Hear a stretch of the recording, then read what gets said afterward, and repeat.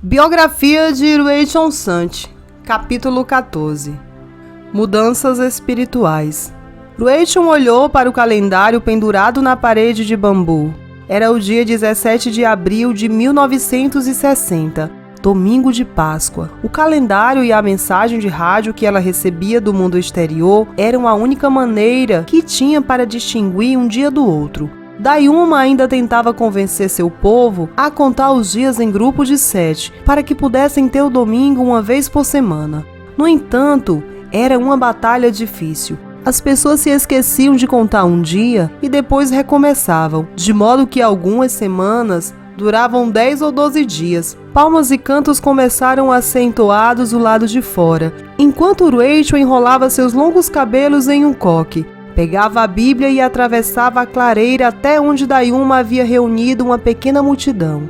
As pessoas cantavam uma das músicas que Dayuma havia composto para elas. Quando o canto terminou, Dayuma começou a conversar com as pessoas sobre os escritos de Deus, como sempre fazia. Em 10 minutos, ela havia coberto o nascimento, a vida, a morte e a ressurreição de Jesus Cristo. Então ela deu um aviso. Todos vocês que não acreditam serão expulsos do céu. Como você faz quando joga fora as minhocas do seu milho? Você entende? Se você não acredita, o diabo te pegará. Dayuma então se virou e olhou para cada pessoa nos olhos e perguntou: quem dirá? Sim, eu amo a Deus. Sim, eu acredito. Sim, quero viver bem e seguir o caminho de Deus para o céu. Vários papagaios verdes pousaram em uma sumaúma próxima, enquanto Dayuma prosseguia. Você vai, Dawa? Sim, Dawa respondeu com sua voz forte e firme. E você, Jimari? Você também vai seguir o caminho de Deus? Ela respondeu, sim, eu também amarei a Deus. Dayuma continuou em torno do grupo da mesma maneira, mas ninguém mais queria se juntar a elas. Ainda assim, Rachel ficou encantada. Apenas 18 meses se passara desde que ela viera morar com a tribo, e agora 2 pessoas haviam decidido se tornar cristãs. Mais tarde, naquela noite, Rachel desceu até o rio sozinha e chorou de alegria. Toda a mágoa valera a pena, para ouvir Dawa e Jimari assumirem um compromisso na reunião da igreja. Rachel e Dayuma começaram a ensinar as 2 novas convertidas a respeito da Bíblia, e Dayuma orava todos os dias. O progresso das convertidas foi lento, mas constante, e embora nenhum outro Aurani tivesse se juntado a elas na nova fé, toda a família de Dayuma sentia-se mais à vontade em torno de Rachel. Suas suspeitas sobre seus motivos para ela vir à tribo, em especial a vingança pela morte do irmão, começaram a desaparecer. Rachel e Dayuma fizeram outra viagem onde fica a sede da Wycliffe em janeiro, e quando voltaram, Kimo correu para encontrá-las na trilha. Ele estava radiante e sorrindo de orelha a orelha. Nós contávamos os dias, e no dia de Deus falávamos os escritos de Deus uns para os outros, disse ele. Rachel apertou a mão de Kimo e se perguntou se ele seria o próximo cristão convertido do grupo. Naquele domingo, Dayuma falou ao grupo sobre o perdão. Olhe para aquele macaco lá fora, disse ela apontando para um bichinho de estimação que uma criança havia amarrado a uma árvore com uma trepadeira. Ele está amarrado com uma trepadeira da mesma forma que nós estávamos amarrados com os nossos pecados, até que Deus venha e corte a planta e nos liberte. Você vê a água no pequeno rio? Quando acreditamos em Jesus, nossos pecados são enterrados em águas mais profundas que essas. E então ela contou a história sobre como fora conhecer o chefe Tariri nos Estados Unidos e descobrir que ele tinha sido um caçador de cabeças antes de se tornar crente. Agora ensina seu povo sobre Deus. Dayuma disse ao grupo. Mais tarde naquela manhã, Rachel fez uma transmissão de rádio programada para atualizar os líderes da missão sobre a situação. Quando a transmissão terminou, ela girou o botão grande do rádio e rapidamente examinou o indicador em busca de outras transmissões, embora raras vezes captasse outros sinais. Desta vez, no entanto, mesmo através de todo o estalo, ela ouviu uma voz que conhecia muito bem. Era o chefe Tariri transmitindo em uma rádio da Wycliffe diretamente de sua cabana no Peru. Venham depressa! Rachel gritou para o grupo que apareceu em segundos. Ouçam, este é Tariri. O chefe Kidayuma encontrou do outro lado das grandes águas. A multidão se aproximou para ouvir suas palavras. O que ele está dizendo, Nimo? Dawa perguntou. Rachel escutou com atenção, embora não pudesse se lembrar de modo total do dialeto Chapra, ela se lembrava o suficiente para entender o conteúdo que ele dizia. Ele está dizendo a alguém: desde que acreditei em Jesus, eu vivo bem. Em vez de matar, tento amar e ajudar a todos, até mesmo aos meus inimigos. As ondas de rádio silenciaram. Contudo, a impressão que ficou após terem ouvido a voz do chefe Tariri era eletrizante. Nos 2 ou 3 dias seguintes, Rachel ouvia muitas pessoas perguntarem umas às outras: você ouviu o que o chefe dos caçadores de cabeça disse na máquina falante de Nimo? Então, na 4ª manhã após a transmissão, Dawa veio até Rachel. Tio Jiquita é agora como o Tariri, conversando com Deus. Ele caminha para fora e para dentro da floresta, disse ela. Rachel chorou em particular, emocionada com as mudanças espirituais que estavam começando a ocorrer ao redor dela. Naquele domingo, Dayuma desafiou a todos. Quando os estrangeiros se reúnem, eles perguntam àqueles que agora sabem com certeza que Deus limpou o seu coração para que digam isso ao outro. Quem dentre nós falará o que Deus fez em seu coração? Dawa então falou: eu não vivia bem antes, mas agora eu amo Deus com todo o meu coração. Após um período de silêncio, Diui começou a contar com os dedos. Eu matei este, e este, e este, e outro. Enquanto Rachel olhava, ela sabia que um dos dedos representava a parte que estivera na morte de Nat e dos outros 4 homens. Isso foi antes de conhecer Jesus. Agora ele limpou meu coração. Kimo, que também era um dos assassinos, interrompeu. O sangue de Jesus lavou meu coração e deixou ele limpo. Amando-o eu agora vivo. Ninguém mais falou nada. Mas aquilo foi animação suficiente naquela manhã para Rachel, Beth e Dayuma. No final do dia, quando Rachel escrevia no diário, Nimonga veio visitá-la. Ele era o 3º membro do grupo que participara do assassinato dos missionários. Rachel escolheu suas palavras com cuidado ao falar com ele. Nimonga, você entendeu os escritos de Deus esta manhã quando Dayuma falou sobre Deus perdoar os pecados? Sim, ele respondeu. E você vai dizer sim a Deus? Eu vou, respondeu Nimonga. Chiquita foi o próximo homem a procurar Rachel. Ele tentou contar quantas pessoas ele matara durante toda a sua vida, mas ficou frustrado quando ficou sem dedos para continuar. Ele afirmou: como eu não conhecia a Deus, eu não fazia o bem. Rachel ficou comovida ao ver que Chiquita tinha lágrimas nos olhos. Agora que eu conheço a Deus, agirei melhor. Uma semana depois, o 5º assassino, Minkai, confessou o desejo de se tornar cristão. Acredito em Deus agora. Estou seguindo o rastro de Jesus até o céu, anunciou ele jubiloso em um domingo de manhã. Não muito depois disso, Rachel recebeu uma mensagem de rádio surpreendente. Anunciou a voz do outro lado do rádio. O presidente do Equador está vindo e ele quer conhecer alguns Aucas em uma cerimônia oficial. Rachel sabia que seria rude não aparecer, e ela se perguntou quais membros do clã de Dayuma poderia levar para visitar um homem tão importante. Por fim, ela decidiu levar Dayuma, Kimo e Dawa. Juntos, os 4 percorreram a trilha até Arajuno, onde foram levados por um avião até Wycliffe. Rachel observou divertida quando Kimo se sentou com o rosto pressionado contra a janela do avião durante todo o voo, a observar a floresta passar por baixo dele. O avião deles chegou pouco antes dos 2 aviões oficiais vindo de Quito, trazendo o presidente Valesco Ibarra e sua comitiva. Entre eles estavam Tio Khan, que havia chegado da Carolina do Norte para a cerimônia. Havia representantes de cada tribo do Equador, onde a Associação Wycliffe para a Tradução da Bíblia trabalhava. Rachel guiou Kimo e Dawa para o seu lugar na multidão reunida para a cerimônia oficial. Assim que a cerimônia estava prestes a começar, a chuva começou a cair e a cerimônia introdutória formal foi cancelada. No entanto, Rachel logo descobriu que o presidente não se importou muito. Na verdade, ele estava realmente interessado apenas em conhecer os membros da temível tribo Auca. E logo Rachel, Dayuma, Kimo e Dawa foram levados a um prédio para uma reunião particular com o presidente. Tio Khan começou: Senhor presidente, permita-me apresentar a senhorita Rachel Sent. O senhor a conheceu muito tempo atrás, quando um grupo de trabalhadores do CIL veio à sua residência para ser apresentado ao senhor. O presidente assentiu levemente de forma a demonstrar que se lembrava da ocasião. E esta é Dayuma, continuou Tio Khan. Ela é a jovem alca que a senhorita Sant encontrou trabalhando em uma fazenda em Oriente. Tio Khan estava prestes a continuar a apresentação quando Kimo o interrompeu. De repente ele se adiantou e passou a mão pela cabeça careca do presidente. Rachel podia sentir suas bochechas ficarem vermelhas de vergonha. Por favor, desculpe o senhor presidente. Ele provavelmente estava afastando algum inseto. Rachel balbuciou. Tio Khan interrompeu.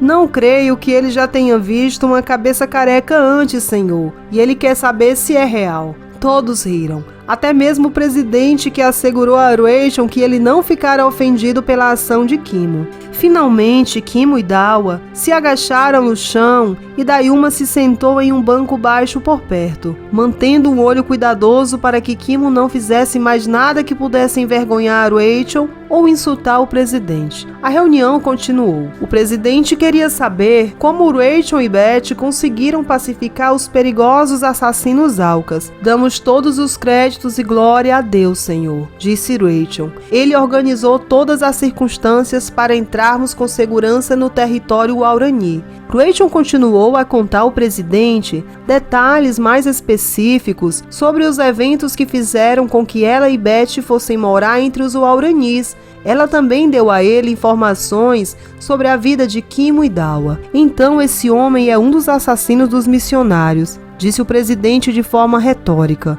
apontando para Kimo. E os outros 4 envolvidos nesse ataque, pelo que entendi, também pararam de matar? Como isso aconteceu? Rachel explicou ao presidente como a mesma mensagem de perdão e fé de Jesus Cristo para mudar o coração de uma pessoa serve para todas as pessoas em todos os lugares. Mas o que esse homem pode compreender de Deus? Perguntou o presidente mais uma vez apontando para Kimo. Por que o senhor não pergunta a ele? Eu serei sua tradutora, Rachel respondeu. Muito bem, respondeu o presidente. Depois, dirigindo-se a Kimo, perguntou: Quem é Jesus Cristo, Kimo?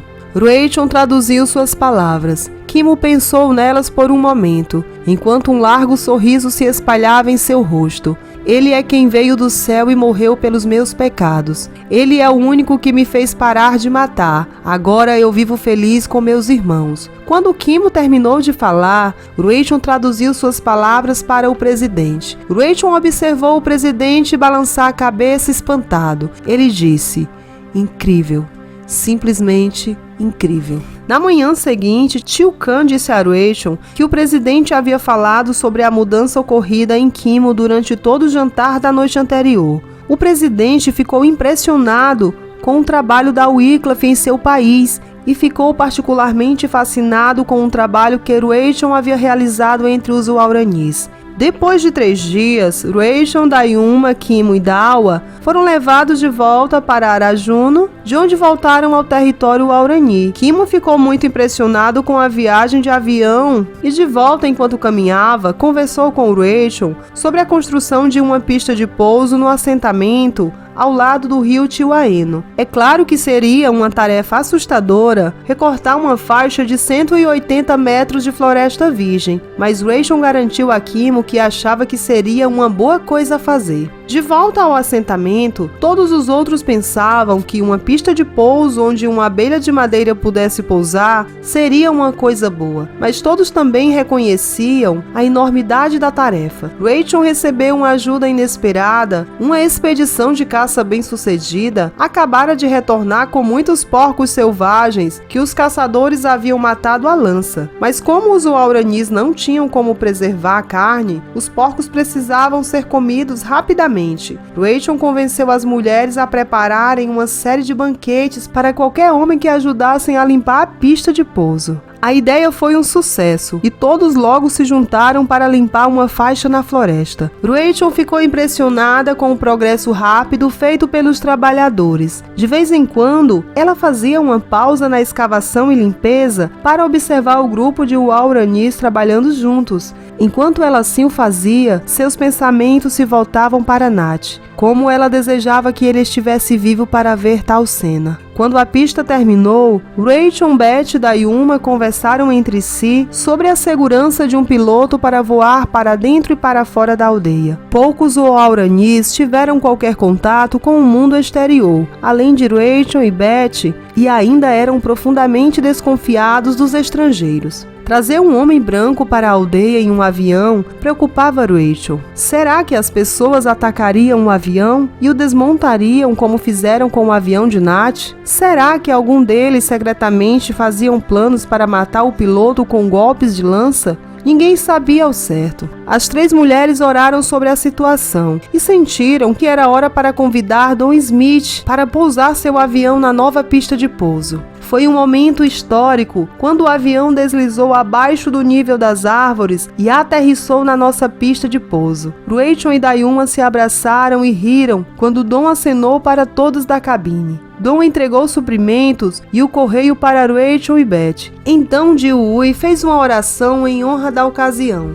Nosso Pai Celestial, agradecemos por trazer este dia à realidade, quando nosso povo e os estrangeiros podem se encontrar juntos em paz. Rachel disse um grande amém para sua oração. Enquanto observava o avião decolar, Rachel imaginou todas as maneiras pelas quais a pista de pouso ajudaria os Wauranis. Levava agora apenas 10 minutos de avião até Arajuno, 30 minutos até Shelmera e 30 minutos até a sede da Wycliffe. Agora, um Waurani doente poderia estar na clínica médica de Shelmera em questão de minutos. Não mais levaria dias em que seria necessário caminhar pela floresta para chegar lá. O avião logo se tornou parte indispensável da vida no assentamento de Tiwaeno. Além de Don Smith, o piloto, o primeiro visitante de fora a ir de avião até lá foi Catherine Peck, que tinha ido ao Equador com Rachel e que também a acompanhou até a fazenda Ila, onde conheceram Dayuma pela primeira vez. Catherine e sua colega de trabalho da Wycliffe, Mary Sargent,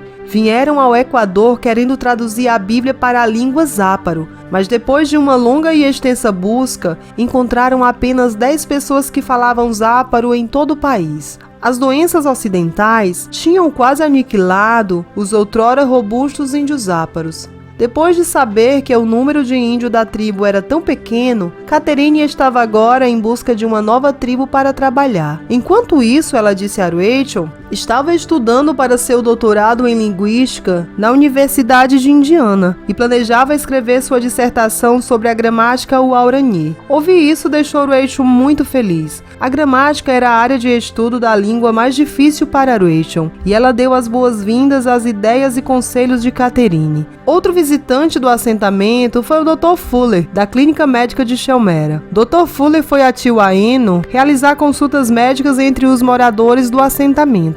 Dayuma ficou muito animada quando soube que o médico estava chegando. Ela perguntou a Rachel, ele pode colocar os crentes na água? Rachel concordou que seria uma boa ideia perguntar se alguém queria ser batizado. Dawa, Kimo, Komi, Nimunga, Jimari, Jiquita e 3 outros adultos indicaram que estavam prontos para dar esse passo. Foi um dia maravilhoso para Rachel.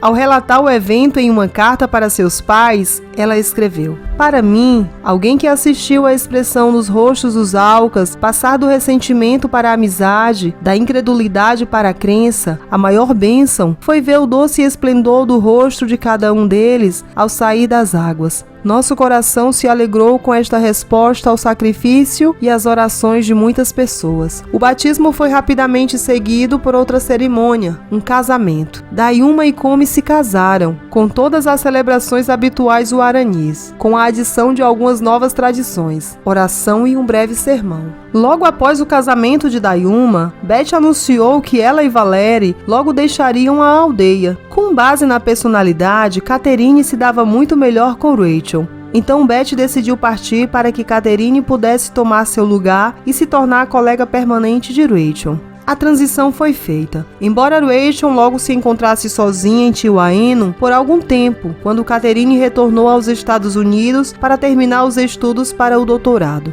Ainda assim, havia muito para manter Rachel ocupada. A essa altura, o núcleo de crentes do assentamento havia construído uma igreja de palha, a Casa onde Deus fala, onde todas as noites eles realizavam reuniões e Rachel comparecia. O trabalho de tradução também estava seguindo em frente. Às vezes, Rachel sentia progredir mais rápido e outras vezes ela desejava que Catherine se apressasse para acelerar as coisas. Quando chegou a notícia de que seu pai de 84 anos morrera, Rachel não sentiu que era hora de ir para casa para o funeral. Um novo perigo se aproximava. As grandes companhias de petróleo, incluindo a Texaco, sobrevoavam a área em aviões, inspecionando a bacia do rio Curará e do Ar. Rachel sabia que isso poderia significar apenas uma coisa. Eles estavam se preparando para invadir a floresta mais uma vez em busca do ouro negro, o petróleo.